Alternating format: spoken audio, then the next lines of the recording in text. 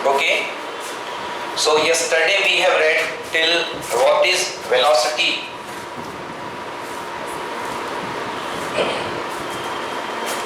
Yes, average speed equal to total distance upon total time. Okay, अगर आपके पास एक, अब हम पढ़ रहे हैं average speed, important average speed, it is formula V average equals to total distance upon total time. Yes, okay. एक आपके पास एक स्ट्रेट लाइन पाथ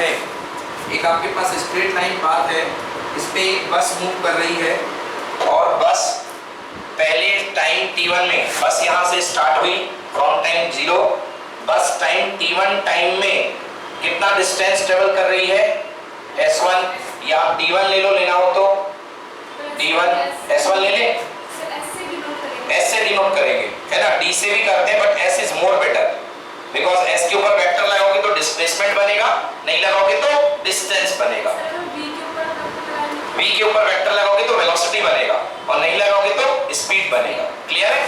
तो s is the first displacement s1, second distance s2 traveled in time t2, okay, third distance is s3 traveled in time t3, then your speed equal to total distance what, s1 plus s2 plus s3 upon t1 plus t2 plus t3, this is your total speed. Okay, write it. Okay, this is total speed equal to total distance upon total time. Clear है ये? Total distance upon total time.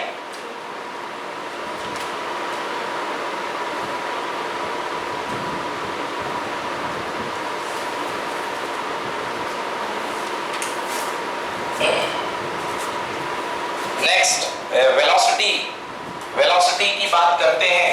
Okay,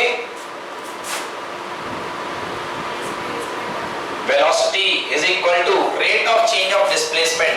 What is velocity? Rate of change of displacement. Yes, in sheet, velocity, time rate of change of displacement is called velocity. बेटा यहाँ पे देखिए point number 5, you point number 5, निशा बता दो उसको कहाँ है point number 5. Point number 5, velocity is equal to rate of change of displacement is called velocity. Okay, अगर आपका पार्टिकल कितनी डिस्प्लेसमेंट ट्रेवल कर रहा है दैट इज कॉल्ड वेलोसिटी. देखिए यस, आपके पास ये कोई पॉइंट है, यहाँ पे ये x एक्सिस है, ये y एक्सिस है. ओके, अब मैं पोजीशन बना रहा हूँ, x एक्सिस y एक्सिस. पहले मैं आपको डिस्प्लेसमेंट बताऊंगा. ये पार्टिकल ये चला और ये कुछ ऐसे पहुंच गया. यस, ऐसे चल के पहुंच गया. डिस्टेंस तो टोटल आपको पाथ लेंथ लेनी पड़ेगी, but displacement is from here to here. This is displacement. Yes, shortest distance. आप इसकी लेंथ मेजर कर लो, ये जो कहलाएगा आपका डिस्प्लेसमेंट. क्या कहलाएगा? डिस्प्लेसमेंट. ये डिस्प्लेसमेंट कहलाएगा. ये कौन सा ग्राफ है? XY graph. XY ग्राफ किसके बारे में जानकारी देता है? पाथ के बारे में. किसके बारे में? पाथ के बारे में. ओके, XY ग्राफ पाथ के बारे में जानकारी देता है. ओके, नेक्स्ट अब मैं बना रहा हूं displacement time graph.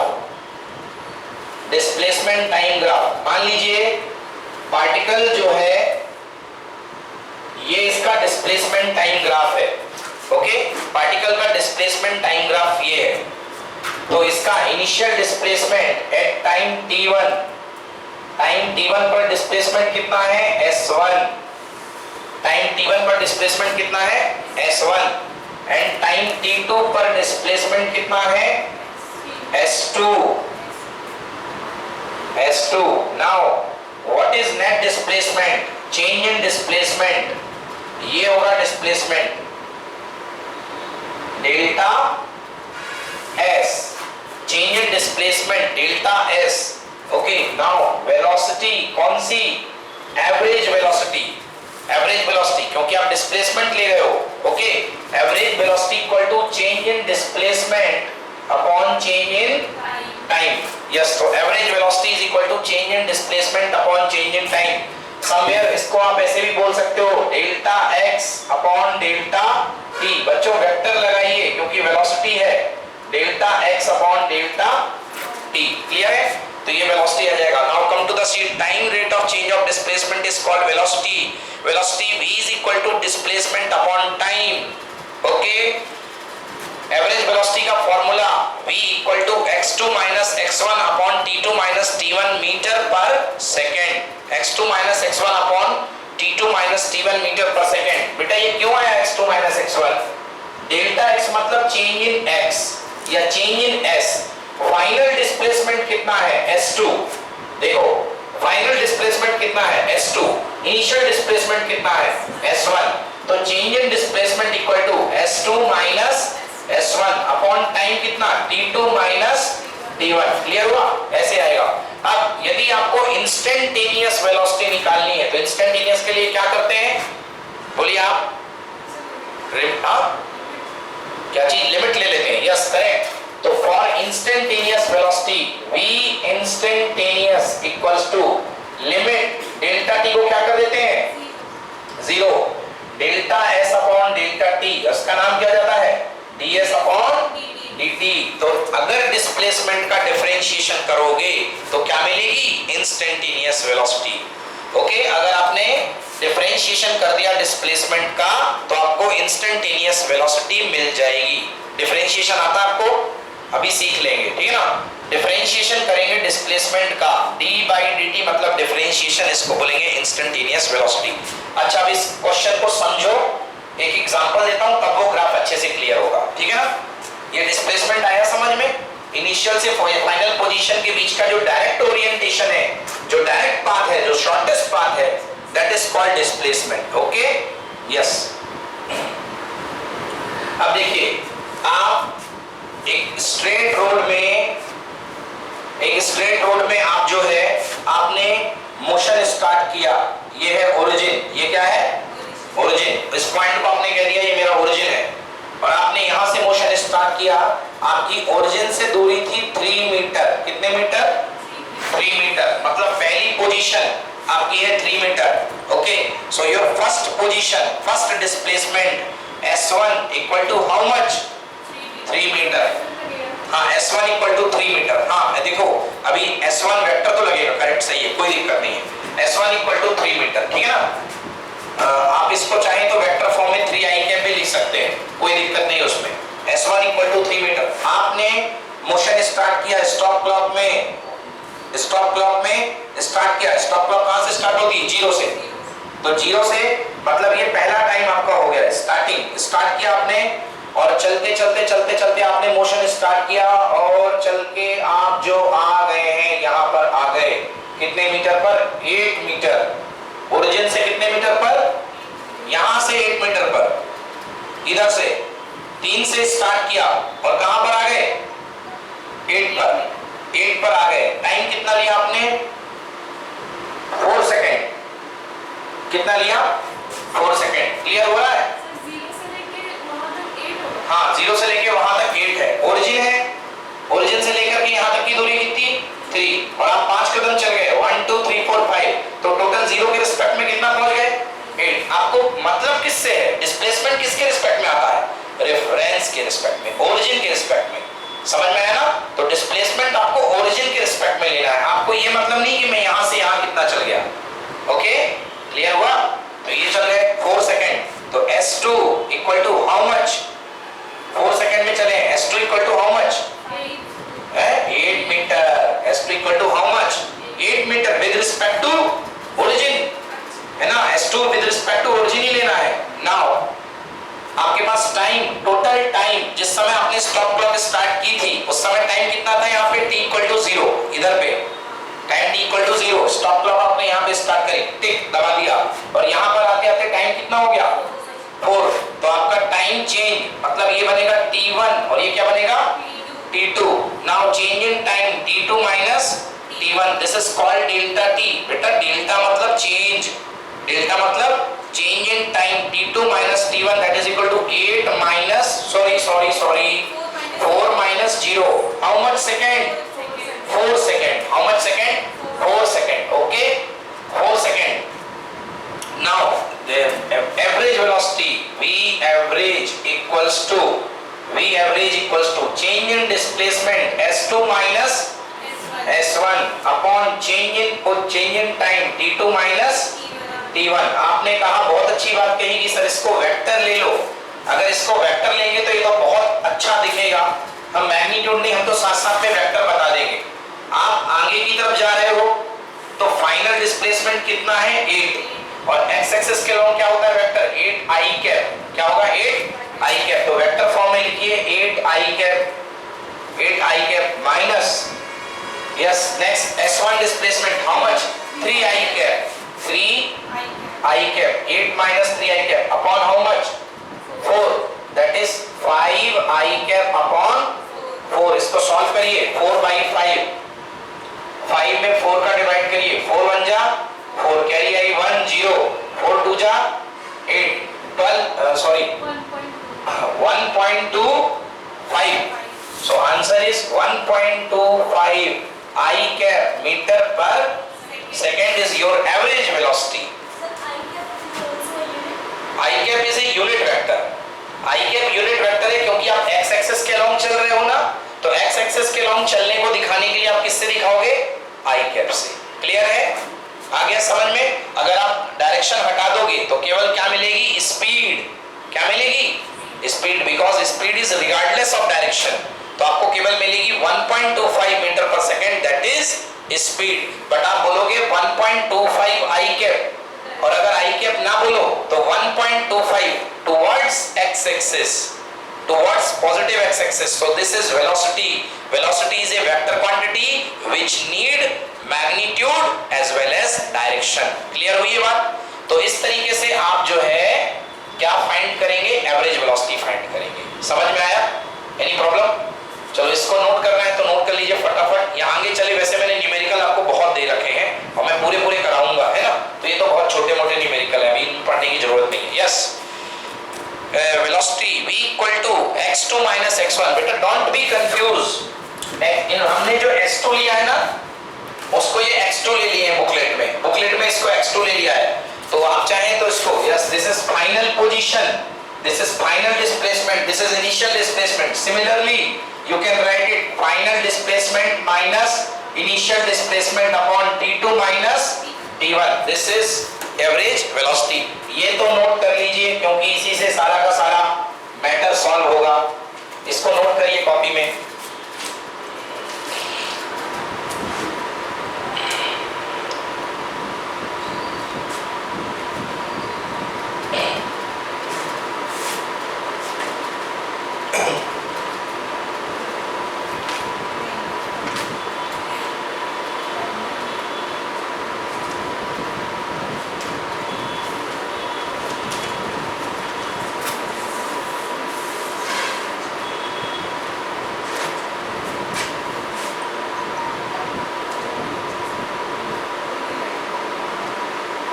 Okay, done?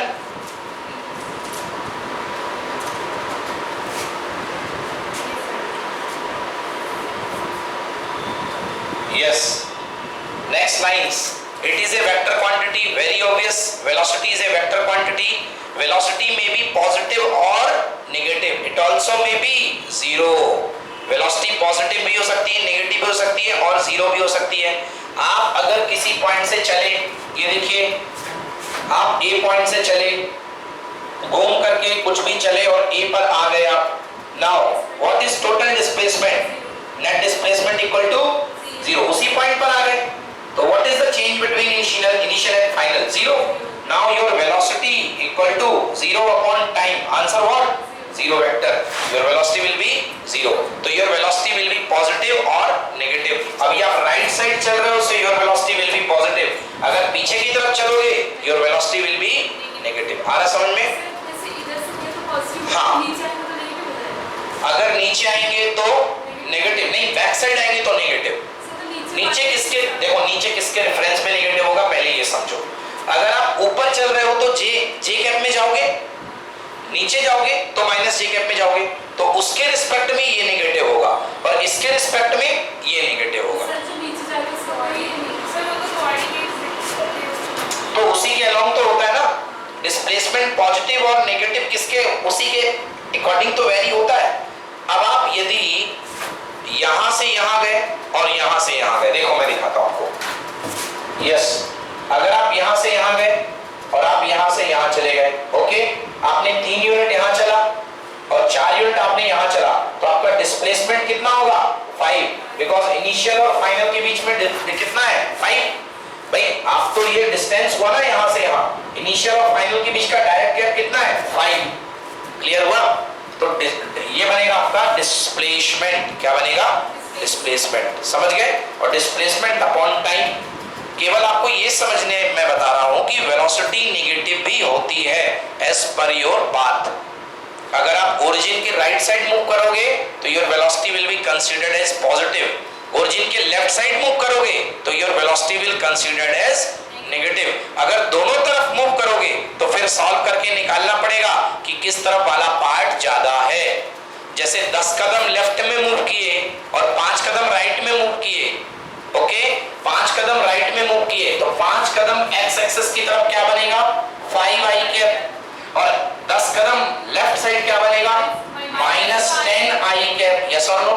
-10i cap. Your resultant displacement will be -5i cap. So your velocity will be negative. आपकी वेलोसिटी क्या आएगी? नेगेटिव। क्लियर हुआ? ठीक है ना? वेलोसिटी की डायरेक्शन क्या होती है? चेंज ऑफ डिस्प्लेसमेंट की डायरेक्शन। लिखो note, very important. The direction of velocity, the direction of velocity is the direction of change of displacement.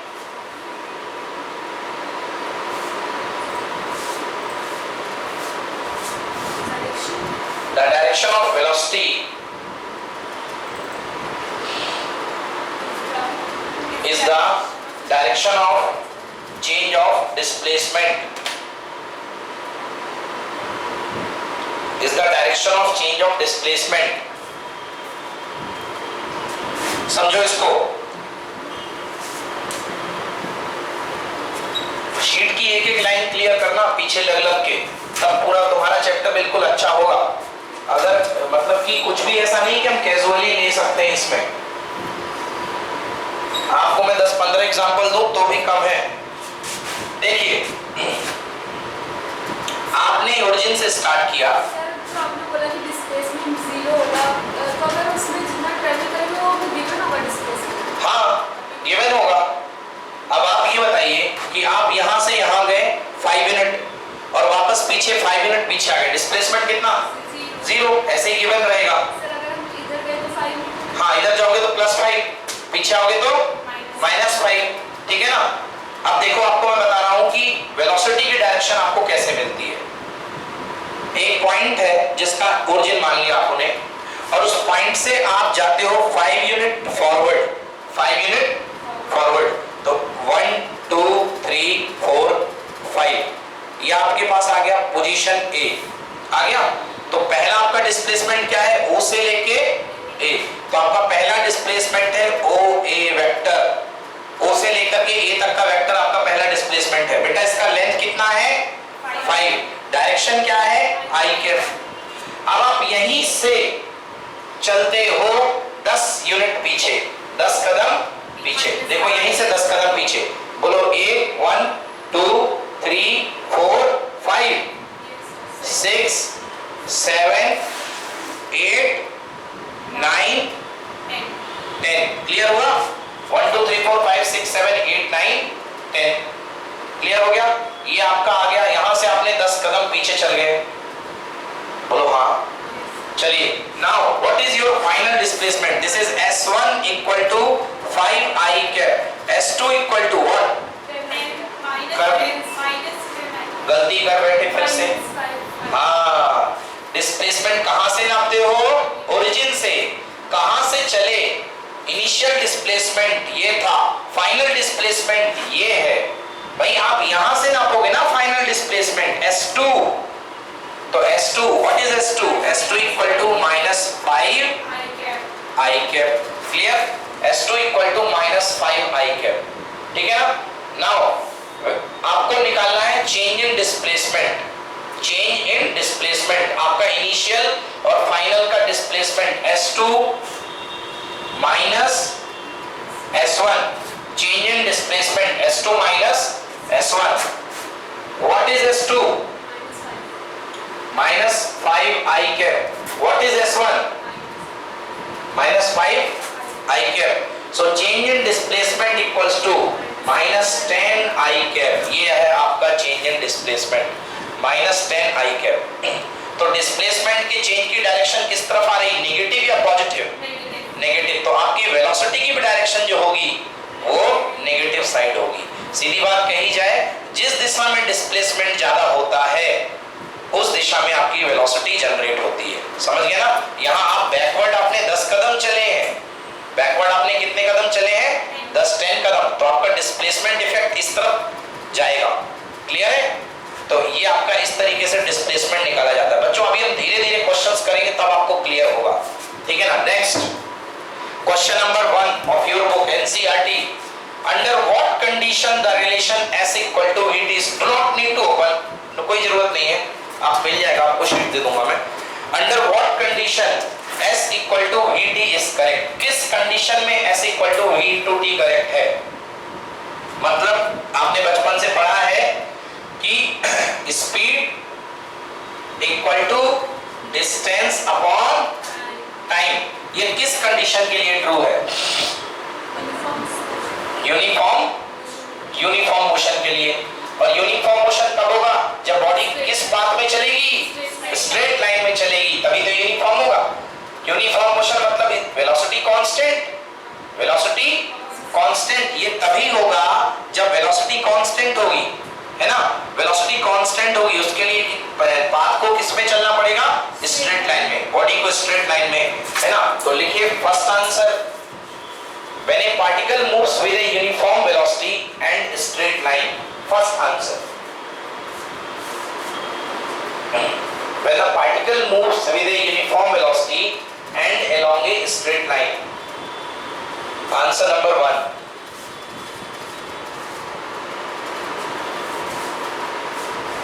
जब आपका पार्टिकल जो है स्ट्रेट लाइन में मोशन करेगा उस समय ये फॉर्मूला आप लगा सकते हैं,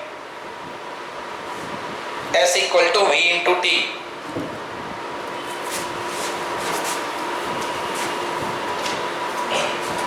okay, S equal to V/T तब आप लगा सकते हैं। ओके, नेक्स्ट देखिए, थोड़ा सा हायर लेवल पे अब हम जा रहे हैं धीरे धीरे। ठीक है ना? आपने 9th क्लास में लॉ इक्वेशन ऑफ मोशन पढ़े हैं ना? और 3 इक्वेशन ऑफ मोशन होते हैं। First V equal to U plus AT, S equal to UT plus half AT square and V square equal to U square plus 2AS। Clear है? V square equal to U square plus 2AS। ये है 3 equation of motion. Two balls of different masses are thrown vertically up with the same initial speed। अब पहले मैं आपको law बता दूं। ऊपर की तरफ जितनी चीजें लोगे सारी पॉजिटिव और नीचे की तरफ जितनी चीजें आएंगी सारी नेगेटिव क्वांटिटी, क्योंकि सब वेक्टर है, सभी वेक्टर है। नाम तो आप जानते होंगे, V मतलब फाइनल वेलोसिटी, U मतलब इनिशियल, A मतलब एक्सेलरेशन, T मतलब टाइम। तो टाइम तो स्केलर है, टाइम का छोड़ दो, टाइम ना पॉजिटिव ना नेगेटिव, हमेशा पॉजिटिव ही चलेगा, मगर VUS पॉजिटिव या नेगेटिव अकॉर्डिंगली होंगी। अभी मैं क्लियर करता हूं।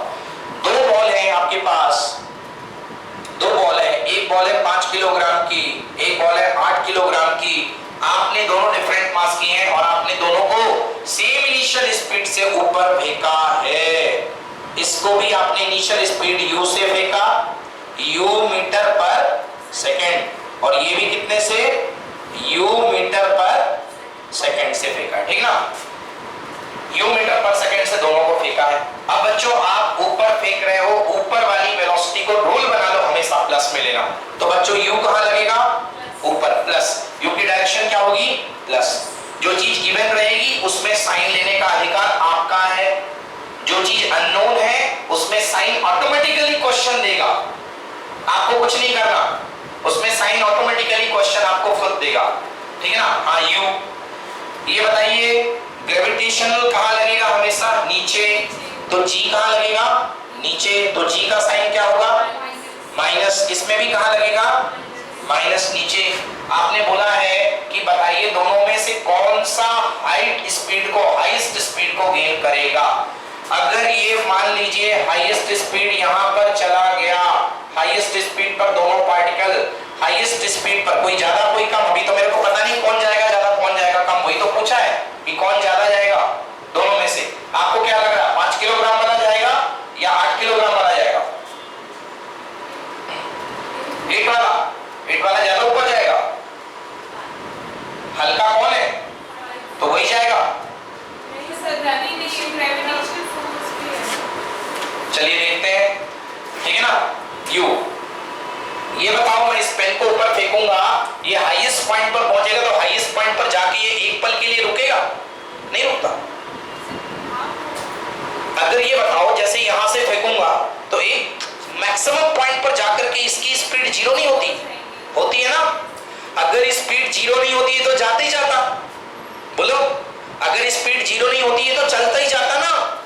बोलो, मैं बोलूंगा तुम्हारी स्पीड जीरो होगी तभी तो तुम रुकोगे, और मैं कहता हूं तुम मुड़ोगे, कभी भी ये पेन जाएगा ऊपर और जाके मुड़ेगा।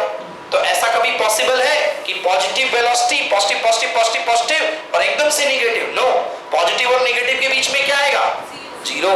तो जीरो वेलोसिटी तो होगी, हाँ या ना। हाईएस्ट पॉइंट पर किसी भी पार्टिकल की वेलोसिटी कितनी होती है? जीरो। याद रखिएगा। तो इन दोनों की हाईएस्ट पॉइंट पर वेलोसिटी कितनी? जीरो। ये हाईएस्ट पॉइंट पर गए। Now come by this formula v square equal to u square plus 2as। ये वाला फार्मूला उठाना है। क्यों? इसमें टाइम है, इसमें टाइम है, इसमें टाइम नहीं है। v पता है, u गिवन है, ठीक है ना। Yes, v square eight highest point, at highest point what is v? v equal to 0। Note करिए, 0 equal to u is positive or negative? Positive। so we can write plus u, no worry, u का square plus 2, एक ही जगह क्या add करेगा? g और minus g, minus g तो हमेशा ही minus add करेगा क्योंकि नीचे लगता है। माइनस g इंटू हाइट क्या होगी? Maximum h max displacement. अगर ये मैक्सिमम हाइट तक पहुंच गया तभी तो वेलोसिटी जीरो हुई। तो हाइट h, s का नाम बदल गया, h हो गया, हाइट हो गया ना। आप ऊपर फेंक रहे हो तो h, ऐसे लुढ़का देते तो s, अभी ऊपर फेंक रहे हो ना तो डिस्प्लेसमेंट कितना ट्रेवल होगा? हाइट। भाई आपने ऊपर फेंका तो s को ही h कर दिया, s डिस्प्लेसमेंट होगा। वेट, ये जो इक्वेशन है ये किसमें लगते हैं? ये वेलोसिटी वाले में ही लगते हैं। अब मैं बार बार लगाऊंगा वेक्टर तो मैं थक जाऊंगा, है ना। इसलिए ये इक्वेशन ऑफ मोशन, एक्सेलरेशन है ना। What is acceleration? Rate of change of velocity. s का मतलब डिस्प्लेसमेंट, तो ये तो डिफाइन ही है उसमें, ये स्पीड में डिफाइन नहीं है, ये स्पीड में डिफाइन नहीं है। क्योंकि ये तीनों लॉ कब लगते हैं? ये तीनों लॉ तब लगते हैं जब बॉडी आपकी कांस्टेंट एक्सेलरेशन से चलती है। कौन से एक्सेलरेशन से? कांस्टेंट एक्सेलरेशन से। जब बॉडी कांस्टेंट एक्सेलरेशन से मतलब वेलोसिटी एकदम फिक्स रेट से बढ़ रही है, ये कहलाती है वेलोसिटी का एकदम फिक्स रेट में बढ़ना। तो ये जो तीनों लॉ हैं ये कांस्टेंट एक्सेलरेशन पे लगते हैं। मतलब कब लगेंगे ये तीनों law? Whenever a equal to constant, तभी लगेंगे ये लॉ। क्लियर हुआ? अभी धीरे धीरे सब कुछ क्लियर होगा, एकदम से तो होते ही नहीं है। चलो ये हो गया 0, ये g, ये h max, u square minus का ये आ गया equal to -2g into what? h max. Minus से minus cancel. What is h max? Equal to u square upon 2g। क्या कहीं पर मास का टर्म आ रहा है? नहीं आ मास का टर्म कहीं पर भी नहीं आ रहा है, मतलब मास से कोई मतलब नहीं है। चाहे 5 किलोग्राम की बॉल को फेंको, चाहे हाथी को फेंक दो, अगर वेलोसिटी सेम है तो दोनों सेम हाइट जाएंगे। समझ गए ना? अगर यहाँ आप कुछ भी ले लो, मास है ही नहीं है, केवल किस पर डिपेंड कर रहा है? यू पर। हाँ, आपका यू ज्यादा होगा तो बॉल ज्यादा ऊंची जाएगी। दिख रहा है मास कहीं पर? नहीं है ना? तो आंसर ये मास पर डिपेंड नहीं करेगा। नोट करिए इसको, it's not depending on the mass. So tell me which will rise to the greater height? Both will attain the same height. मैंने आपका इंटरेस्ट कम देखे इसलिए मैं सीधे क्वेश्चन पे आ गया। क्या है क्वेश्चन इंटरेस्ट बनाता है? थ्योरी पढ़ाऊंगा तो बोर हो जाओगे, और क्वेश्चन पढ़ाऊंगा तो कंसेप्ट भी बनेंगे और सीखोगे भी, इसलिए मैं थ्योरी अवॉइड कर रहा हूं। क्वेश्चन की थ्योरी सिखाऊंगा, सीधे एप्लीकेशन।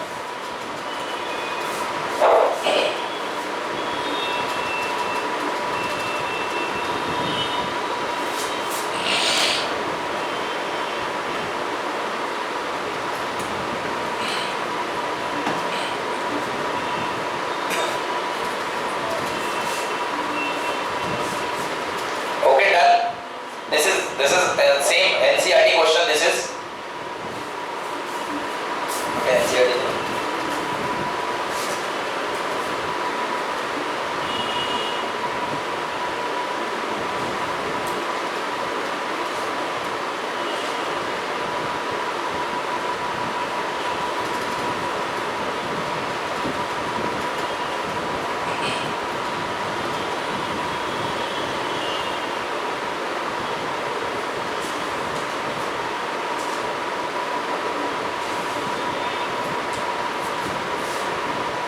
ओके, चले अब नेक्स्ट क्वेश्चन चले। क्लियर हो गए? both the ball will rise to the greater height। Question number 2 डालते जाना, शीट आपको दे दूंगा। Okay, what is the relative velocity of the two bodies having equal velocity? relative velocity मैंने आपको वेक्टर में पढ़ाया था, याद कीजिए, पढ़ाया था, चोर पुलिस, है ना? चोर पुलिस वाला खेल। Very simple, relative velocity of one with respect to two। याद कर लो formula, relative velocity of A with respect to B, relative velocity of A with respect to B। देखो, जिसके रिलेट में लोगे वो पीछे जाएगा, बस जिसके रिलेट में लोगे वो पीछे जाएगा। चोर पुलिस से समझो, velocity of thief with respect to police, तो चोर हमेशा आगे होता है और पुलिस हमेशा पीछे होती है। velocity of thief minus velocity of police. Clear है? Velocity of thief minus velocity of police. Okay, तो velocity of second particle with respect to first particle equal to velocity of second particle minus velocity of first particle. This is called relative velocity. अब इनका question सुनिए, what is the relative velocity when two bodies having equal velocities? तो two cases में भी there. Case 1, ये particle है, एक particle है, ये v1 वेलोसिटी से जा रहा है आगे की तरफ, और ये भी दूसरा पार्टिकल है, ये दूसरा पार्टिकल है। दे हैव इक्वल वेलोसिटी, ये भी इक्वल वेलोसिटी से जा रहा है, बट इस पार्टिकल का नाम है A और इस पार्टिकल का नाम है B। ये भी v1 वेलोसिटी से जा रहा है। क्यों लिया सर ने v1? क्योंकि क्वेश्चन ने कहा है इक्वल वेलोसिटी, क्वेश्चन ने कहा है, तो मुझे निकालना है रिलेटिव वेलोसिटी। तो वेलोसिटी ऑफ किसकी निकालूं? B की with respect to A, B with respect to A। Velocity of B with respect to A equal to VB minus VA। बोलो हाँ।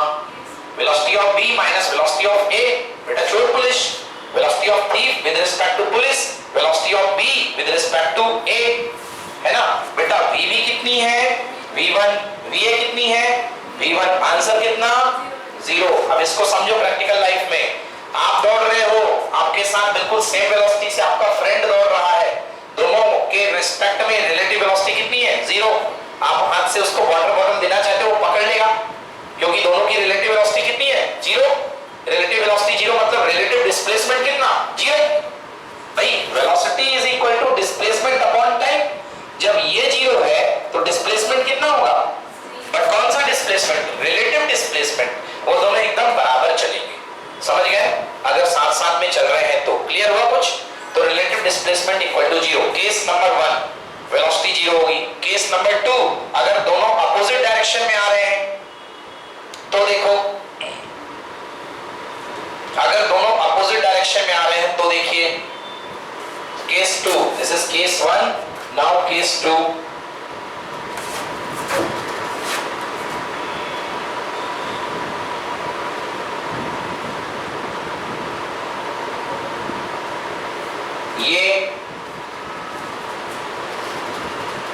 ये जा रहा है, ये इधर से आ रहा है v वेलोसिटी से, ये इधर जा रहा है v वेलोसिटी से। ओके, पार्टिकल v भी है ये और ये va है, ठीक है ना। यस, v वेलोसिटी से उधर जा रहा है, v वेलोसिटी से उधर जा रहा है। Now velocity of b with respect to a that is equal to vb minus va। बेटा vb फॉरवर्ड डायरेक्शन में है, v फॉरवर्ड ले लो, v माइनस va। अगर ये इधर की तरफ है, v इसका मैग्नीट्यूड है, वेक्टर के साथ क्या होगा, माइनस v। क्या होगा, minus v। So v minus minus v, answer how much, 2v। How much, 2v। आप एक ट्रेन में बैठे हुए हो, 40 की रफ्तार से ट्रेन जा रही है, घड़ घड़ घड़ घड़, ठीक ना। एक 40 की रफ्तार से यहां से ट्रेन आ रही है उल्टे डायरेक्शन में। जब ट्रेन निकलेगी तो आप अपने आप को कितने में महसूस करोगे, 40 में या 80 में?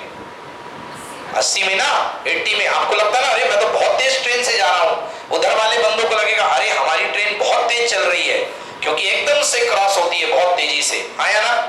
जैसे आप सुबह स्कूल में जाते हैं, गाड़ी चला के जाते हैं, तो अगर अपोजिट डायरेक्शन से कोई निकलता है तो आपको लगता है हम बहुत तेज जा रहे हैं।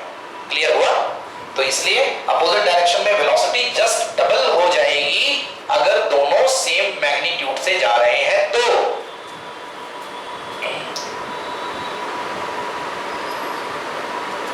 Clear not clear? ओके ना। कुछ भी पूछ रहा हूं बिल्कुल मत चूकिएगा, जरूर पूछिएगा। Okay, yes. First in the same velocity 0, same, मैंने 2 केस करा दिए डायरेक्शन के, इसमें एक ही केस है। Okay, yes. Relative velocity of a with respect to b, a with respect to b equal to va minus vb। जिसके respect में होता है उसको पीछे लेते हैं, बस इतना याद रखना। Relative velocity of a with respect to b, va minus vb। Any confusion Muskan? इसी को लिख सकते हो v12 velocity of 1 with respect to 2 equal to v1 minus, simple, यही फंडा है, ठीक ना। Velocity of thief with respect to police equal to चोर आगे और पुलिस पीछे। रूल हमेशा चोर आगे पुलिस पीछे, ठीक है ना। Clear? Okay, next point object theory. What is point object? If the distance traveled by the object, if the distance traveled by the object is very much greater than the size of the object. एक football ground है, football ground में खिलाड़ी football के साथ खेल रहे हैं, एक ने मारा है, दूसरे ने मारा, फुटबॉल जाती जा रही है। पूरे फुटबॉल खेल के दौरान फुटबॉल कई किलोमीटर ट्रेवल कर चुकी होगी, हाँ या ना।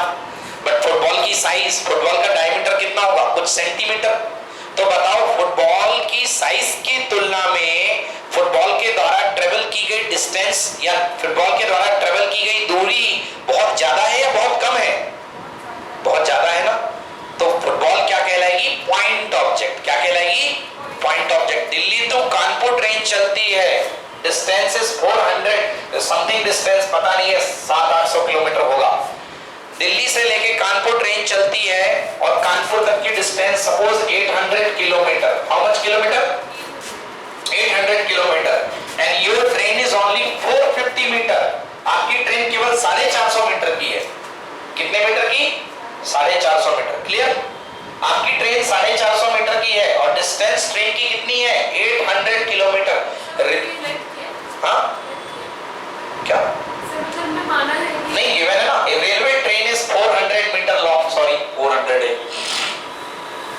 A railway track is 400 meter long. Railway train is 400 meter long. And by going from New Delhi railway station to Kanpur, can we consider railway train is a point object? Say yes or no. Yes, we can consider it is a point object. Yes, this was the question.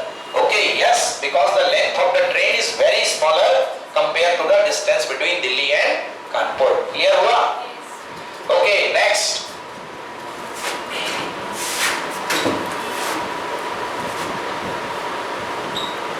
Write down the question from my side. In a circular track, this is a circular track, okay? Circular track है, इसकी radius है 3 centimetre. How much? 3 centimetre.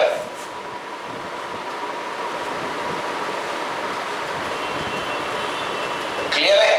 यहां पर कोई आदमी है, कोई बंदा बैठा हुआ है ए.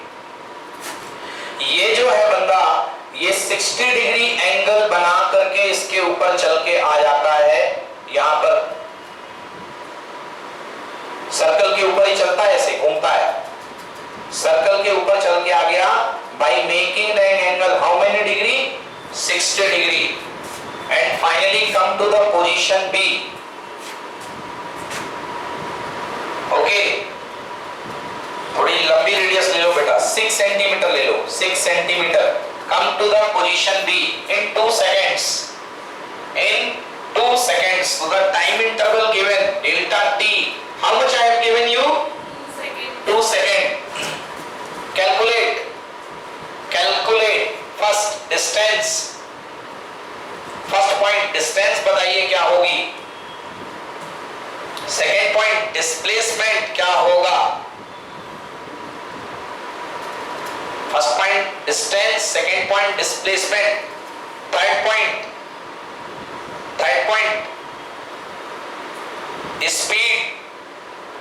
speed. What is speed? Okay, average speed or average speed. Last point, average velocity क्या होगा. ओके, चलो करें सॉल्व. देखिए, सबसे पहले आपको निकालना है distance. What is distance? Particle चला कहां से? ए से लेके बी तक, तो ये होगा आपका डिस्टेंस. क्लियर? यस और no? Now this is distance. आप इसको पढ़ते रहे हो L in class 10 by the formula L equal to 2 pi r into theta upon 360. याद आया? 2 pi r into theta by 360. Length of arc 2 pi r into theta by 360. 2 pi r into theta by 360. बेटा response करते रहना, मेरे को पता तो चले कहां समझ में नहीं आ रहा है. ठीक है ना? समझ में क्लियर है? 2 pi r into theta upon 360. Now L equal to 2 into pi into r. What is r? 6 into theta. How much degree? 60 upon 360. Cancel 1 by 6. 6 से 6 cancel. L equal to how much? 2 pi centimetre. हाँ, centimetre ले लो क्योंकि radius centimetre में है. So L equal to 2 pi centimetre. So your path length equal to 2 pi centimeter. So distance equal to 2 pi centimeter. This is distance. Original length of path is distance. Now displacement. What is initial position when he move at A? What is final position when he moves at B? Direct join a line segment from A to B. This is your displacement. Give it S vector. आप इसका नाम S vector दे सकते हो. Displacement. Okay, हम केवल velocity के magnitude निकालने की बात करते हैं, डायरेक्शन नहीं निकालते. इसमें डायरेक्शन के चक्कर में फंसेंगे तो बहुत दिमाग खराब हो जाएगा हमारा, है ना? केवल मैग्नीट्यूड. तो चलिए, दिस इज 6. ये बताना है इसका मैग्नीट्यूड कितना है. What is magnitude of delta S? Change in displacement. यही तो है ना? चेंज इन डिस्प्लेसमेंट यही है ना? पहले यहां था, फिर यहां था. ये आपका है चेंज इन डिस्प्लेसमेंट. आपको बताना है चेंज इन डिस्प्लेसमेंट का क्या बताना है? मैग्नीट्यूड. डायरेक्शन ही बतानी. डायरेक्शन के लिए आई कैप जे कैप बहुत लफड़े हो जाएंगे, मत करो उतना, ना पूछा जाता है. तो ये आपको इसका मैग्नीट्यूड बताना है. कैसे बताएंगे? कितना होगा बताइए. देखो, ये कितनी है? ये कितनी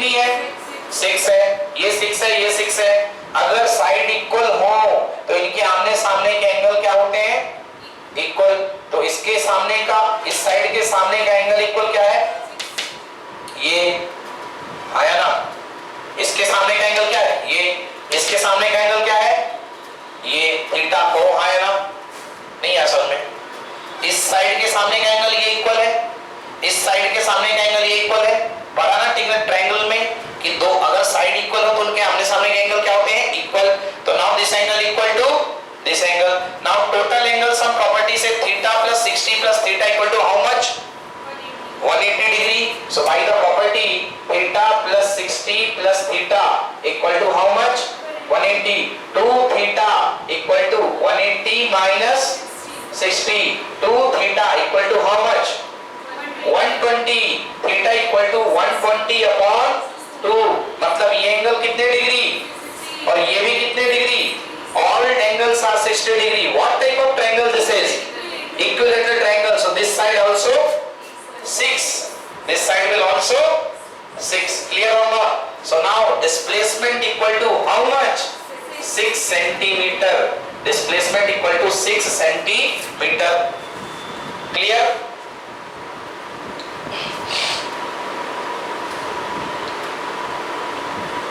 Displacement equal to 6 centimeter. Now how much time is left from A to B? How much time I have given? Delta t equal to 2 second. Okay, now average speed, magnitude of average speed, V average. Average speed, speed तो magnitude ही निकलेगा. Speed equal to total distance upon total time. What is total distance? 2 pi centimeter upon how much time? 2 second. 2 से 2 cancel. What is the value of pi? 3.14 centimeter per second. This is your average speed. Now talking about average velocity, V. Average velocity का magnitude ही निकाल रहे हैं, direction नहीं दे रहे हैं. Direction की कहानी बहुत दूर है ना? ये एंगल निकालना पड़ेगा, वो डायरेक्शन देना पड़ेगा. That is different. तो magnitude of average velocity is equal to magnitude of displacement upon time. Time का तो magnitude ही होता है. What is the magnitude of displacement? How much? Magnitude of displacement how much? 6 upon how much second? 2 second. 6 centimeter upon 2 second. Answer what? 3 centimeter per second. देख लीजिए, distance speed ज्यादा है और velocity कम है, क्योंकि कल बताया था मैंने distance is always greater than और इक्वल टू डिस्टेंस. निशा, यहाँ पे डिस्प्लेसमेंट ज्यादा है या डिस्टेंस ज्यादा? डिस्टेंस ज्यादा कि डिस्प्लेसमेंट ज्यादा? डिस्प्लेसमेंट ज्यादा. अच्छा, डिस्टेंस इज 2 पाई. 2 पाई मतलब कि 2 into 3.14. Answer 6.28 centimetre. What is distance? 6.28. What is displacement? 6. Which is greater? ये ग्रेटर है. तो जब डिस्टेंस ज्यादा है तो ज्यादा क्या होगी, स्पीड या वेलोसिटी? स्पीड, क्योंकि speed equal to distance upon time and velocity equal to displacement upon time. So automatically speed will be greater. Clear?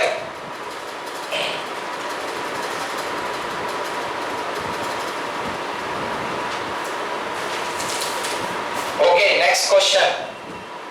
समझ में आ रहा अच्छे से?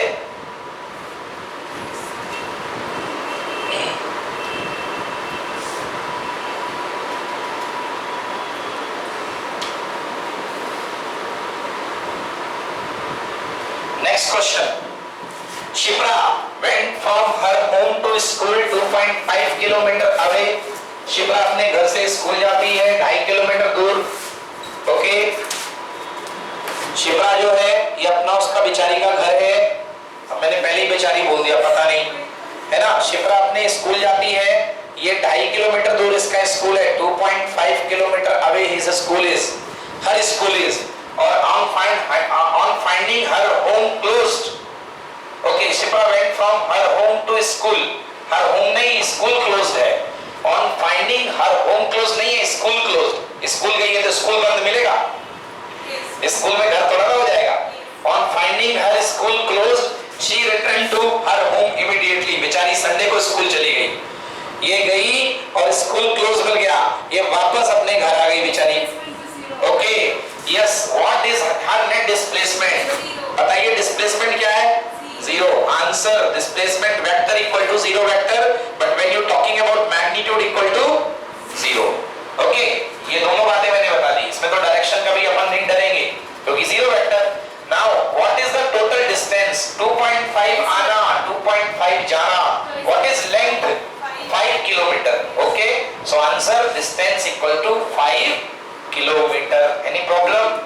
So distance equal to 5 kilometer. Displacement का magnitude 0, distance का 5 kilometer. Very simple. Can speed of an object is negative? No, because speed equal to distance upon time. Yes, speed equal to distance upon time. And distance is the path of length of path that can never be negative. है ना? जितना चलोगे उतना बढ़ेगा, आगे चलोगे तो बढ़ेगा, पीछे चलोगे तो भी बढ़ेगा, है ना? तो इसलिए it can never be negative. No. So answer is no. Speed of an object can never be negative because distance is always positive. Okay, done. Under what condition displacement and distance of a moving object will have same magnitude? कौन सी situation होगी जहां पर displacement और distance equal होंगे? Yes, say. In which situation displacement and distance will be equal? When the body is rest. चलाया ही नहीं. Same velocity. ये बताओ, बॉडी यहां से यहां गई, बॉडी यहां से यहां गई, तो ये क्या है? डिस्टेंस। ये क्या है? डिस्प्लेसमेंट। डिस्टेंस और डिस्प्लेसमेंट अलग अलग कि सेम? सेम है कि अलग अलग? कौन ज्यादा है? अब बॉडी यहां से गई ए, यहां से गई B, body straight line path में गई, डिस्टेंस बोलो इक्वल और डिस्प्लेसमेंट भी इक्वल। तो रीजन क्या हुआ? When body moving in straight line in one direction. Yes, आप आ गए थे, वेलोसिटी सेम होगी, कांस्टेंट वेलोसिटी। यस, तो velocity depending on the direction and for velocity should be constant, the path will be straight line. So yes, write down the answer. Distance and displacement have the same magnitude when the object moves in a straight line. When the object moves in a straight line. You just see the answer. I will give you the question sheet. Okay? सारे NCERT के। Time हो गया? कितना time हो गया बेटा? 5 minute ज्यादा हो गए? अरे नो नीड टू राइट, आप खुद से कर सकते हो, इसमें टाइम खराब मत करो। अभी तो बहुत बड़े बड़े क्वेश्चन में आपसे